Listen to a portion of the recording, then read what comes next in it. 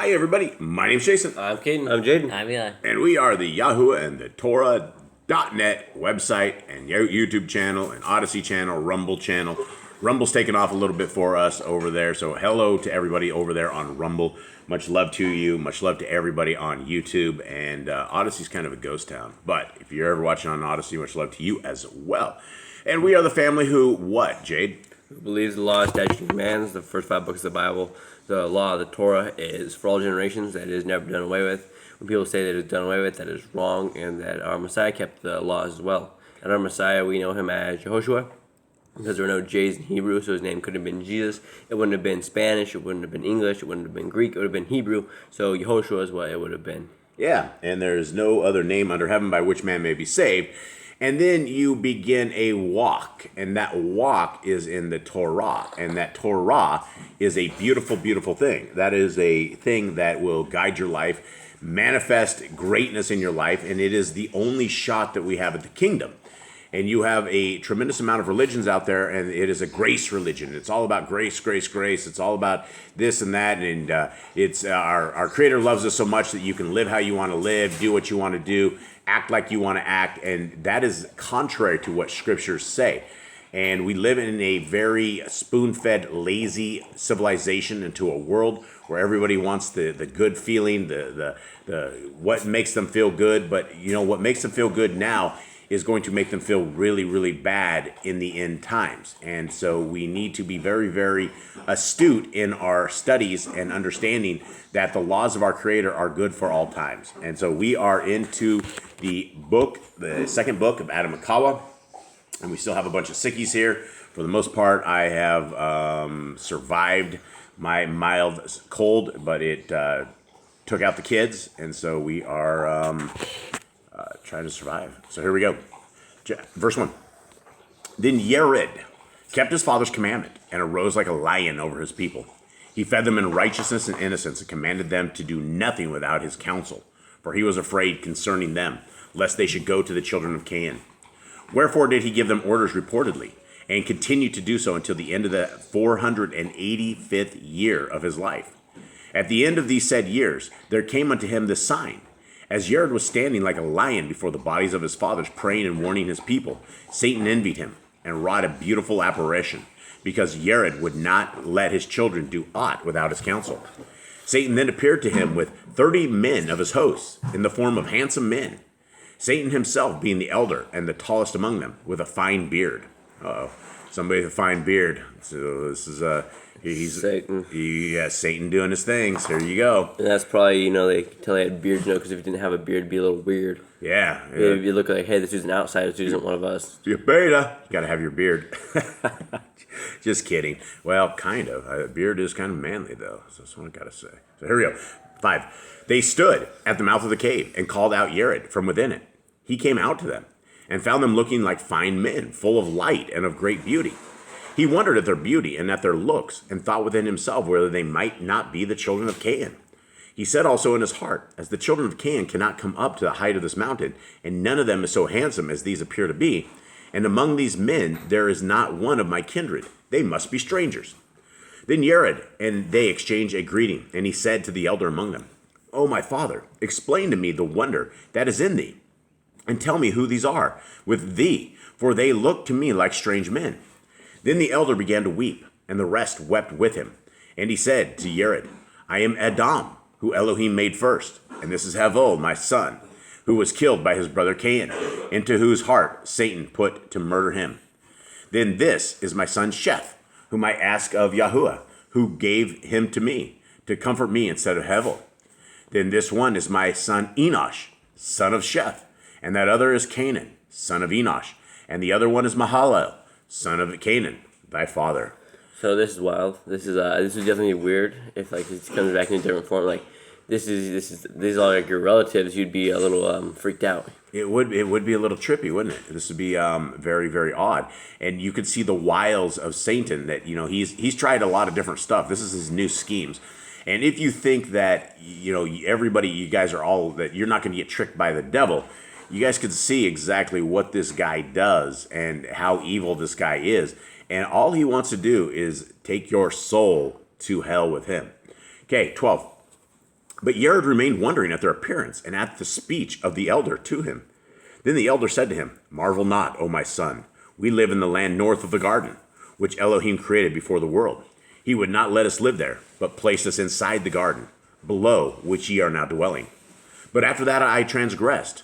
He made me come out of it, and I was left to dwell in this cave. Great and sore troubles came upon me.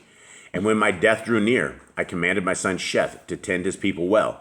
And this my commandment is to be handed from one to another until the end of generations to come.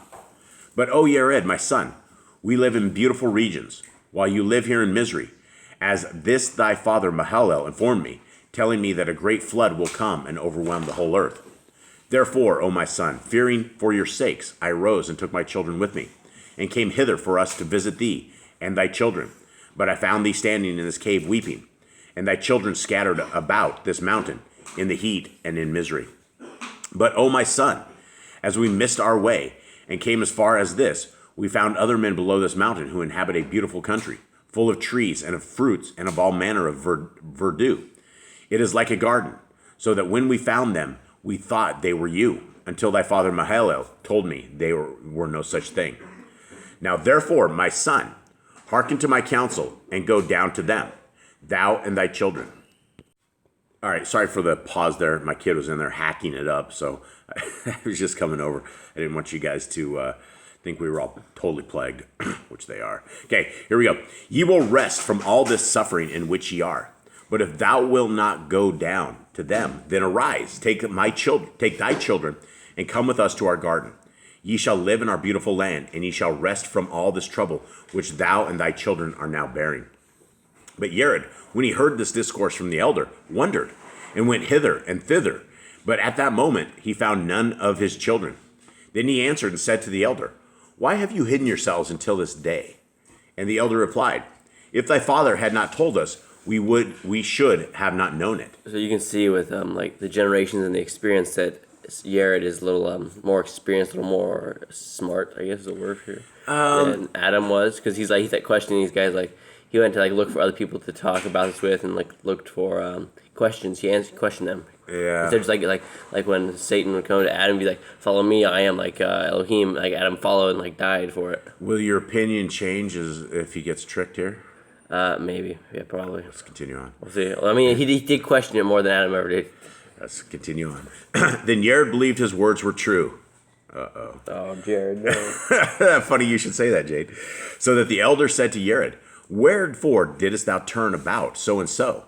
And he said, I was seeking one of my children to tell him about my going with you, and about their coming down to those about whom thou hast spoken to me.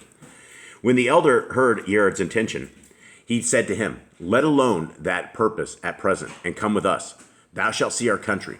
If the land in which we dwell pleases thee, we and thou shall return hither and take thy family with us. But if our country does not please thee, then thou shalt come back to thine own place. And the elder urged Yereḍ to go before one of his children came to counsel him otherwise. Yereḍ then came out of the cave and went with him and among them, and they comforted him until they came to the top of the mountain of the sons of Qayin. Then said the elder to one of his companions, We have forgotten something by the mouth of the cave, and that is the chosen garment we had brought to clothe Yereḍ withal. He then said to one of them, Go back, thou, someone, and we will wait for thee here until thou come back. Then we will clothe Yereḍ, and he shall be like us, good, handsome, and fit to come with us into our country. Then that one went back, but the other was a short distance off. The elder called to him and said to him, Tarry thou until I come up and speak to thee. Then he stood still, and the elder went up to him and said to him, One thing we forgot at the cave is this, to put out the lamp that burns inside of it, above the bodies that are therein. Then come back to us quick. That one went, and the elder came back to his fellows and to Yereḍ, and they came down from the mountain, and Yereḍ with them. And they stayed by a fountain of water near the houses of the children of Qayin, and waited for their companion until he brought the garment for Yereḍ.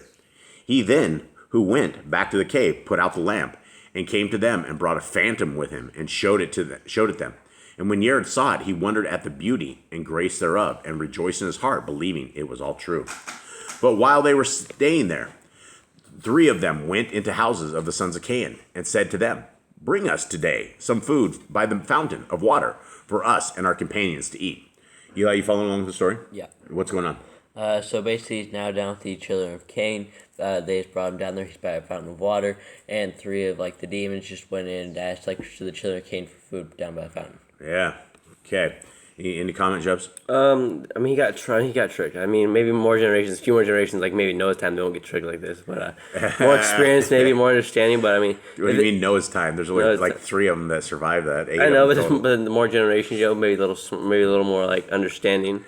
But if he can transform himself into anybody, he probably look like people that actually are the actual physical forms, and be like, "Hey, follow me," and you probably follow the person because it'd be like the person you know. Yeah, well, this guy came back in the form of Father Aḍam and all of the forefathers. Right, it wasn't an exact form, but he probably turned to his exact form if he wanted to. Yeah, 36. They found them so very handsome that they cried aloud about their places for others to gather together and come and look at these beautiful beings. Then they gathered around them, both men and women. Then the elder said to them, "We are strangers in your land. Bring us some good food and drink, you and your women, to refresh ourselves with you." When those men heard these words of the elder, every one of Cain's sons brought his wife, and another brought his daughter. And so many women came to them, everyone addressing Yereḍ either for himself or for his wife, all alike. But when Yereḍ saw what he did, his very soul wrenched itself from them. Neither would he taste of their food or of their drink. The elder saw hint as he wrenched himself from them and said to them, "Be not sad. I am the great elder. As thou see me do thyself in like manner." Then he spread his hands and took one of the women, and 5 of his companions did the same before Yereḍ, that they should do as they did. Are you guys catching? Yeah, I think that's a bad thing. Yeah, this isn't good, right? These are they're bringing the women in on this, and so all of a sudden they're doing what the sons of Cain did, which is bad stuff. 42. But when Yereḍ saw them working infamy, he wept and said in his mind, "My fathers never did the like." He then spread his hands and prayed with a fervent heart, and with much weeping entreated Elohim to deliver him from their hands. No sooner did Yereḍ begin to pray than the elder fled with his companions, for they could not abide in a place of prayer. I found that very, very interesting right there, that little part, and I think we should talk about that, because we are all surrounded by the forces of darkness. We are all surrounded by sin. We are all surrounded by the devil who wants the... It doesn't matter if the Christians have... The devil doesn't need the Christians. The Christians are already taken by the devil. They do not follow the law, statutes, and commandments. They do not care about that. But what the devil wants to do is he wants to make war with the Torah keepers. He wants to make war with those he does not already have. And so how do we stop this? Well, it looks like he was able to stop this by being in a place of prayer. Right. If you don't know something or you don't understand something, someone comes to you, tells you to heal, start praying and see if it disappears, see if that demon sticks around. Yes, start praying. Start praying and seeking our Creator where he is able to be found, and that is in prayer. And so let's continue on. 45. But Yereḍ turned around, but could not see them, but found himself standing in the midst of the children of Cain. He then wept and said, "O Elohim, destroy me not with this race concerning which my fathers have warned me. For now, O YHWH, my Elohim, I was thinking that those who appeared unto me were my fathers, but I have found them out to be devils, who allured me by this beautiful apparition until I believed them. But now I ask thee, O Elohim, to deliver me from this race among whom I am now staying, as thou deliver me from those devils. Send thy messenger to draw me out of the midst of them, for I have not power myself to escape from among them." When Yereḍ had ended this prayer, Elohim sent his messenger in the midst of them, who took Yereḍ and set him upon the mountain, and showed him the way, gave him counsel, and then departed from him. Okay, that is the end of this chapter. All right, so we don't get a lot about Yereḍ in regular books, so it's good to see here that we get a little bit know about Yereḍ. Yeah, we get a lot about this, and we get a lot about how the wiles and the wills of the Satan is, and how he wants to corrupt mankind, and how he will use right there again. He was using women, right? And this was a thing where every guy was laying hands on all the women of Cain's people, and so this was one of these freak fests that they were trying to do, and it looks like the children of Cain were completely okay with this, right? They brought their women and their daughters out, and they're like, yeah, go ahead, put your hands on my woman. And, that's what it was, and that's how they were trying to allure him. And had he not been able to break out of that, then he absolutely would have been owned right there. And so that would have been the end of things, and Father Yereḍ would be long gone. And so, all right, guys, I guess that is it. I hope you guys get something out of these readings that we have. I hope that you guys have a wonderful day. We love you guys very, very much, and we are out. All right, shalom.